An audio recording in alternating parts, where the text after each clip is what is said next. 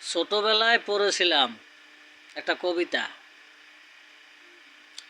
যে আমাদের দেশটারে কত ভালোবাসি, সবুজ ঘাসের বুকে শেফালির হাসি, মাঠে মাঠে চরে গরু নদী বয়ে যায়, জেলে বাই ধরে মাস মেঘের ছায়ায়, রাখাল বাজায় বাঁশি কেটে যায় বেলা, চাষি ভাই করে চাষ কাজে নেই হেলা।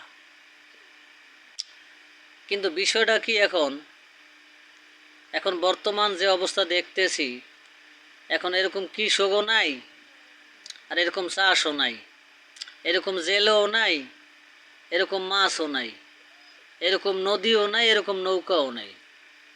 এখন সব বাটপার, জায়গায় জায়গায় দেখবেন সব বাটপারি আর বাটপারি আর সিটারি, সিটারি বাটপারি ছাড়া আর কোনো কথা নেই। আর সব জায়গায় দেখবেন খালি ধর্মের দোহাই দেয়। সবাই বলে যে আমি ধর্মের লোক, কিন্তু কাজ যা করে সব অধর্ম কাজ। অধর্ম কাজ ছাড়া আর কোনো কাজ নাই, বাটপারি সিটারি ছাড়া আর কোনো কাজ নাই, মিথ্যা কথা ছাড়া আর কোনো কাজ নাই।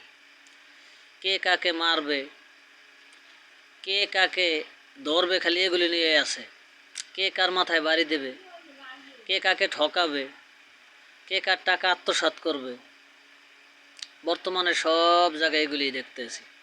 ভালো কোনো কিছু দেখার প্রেক্ষাপট বুঝি এখন নাই, আর কবে হবে তাও জানি না।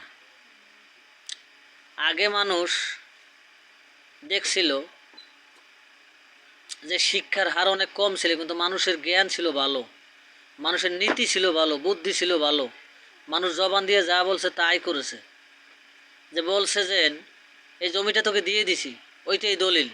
আর এখন 7টা দলিল করলো, আবার মনে করে এই দলিল কেস মামলা হয়, দলিল ভাইলট করা হয়। হয় না। মানুষ এত বড় বাটপার, এত বড় নিচু মনের হয়ে গেছে, এখন সব জায়গায় দেখতেছি এগুলি। ধন্যবাদ ভাই, ভুল হলে মাফ করবেন।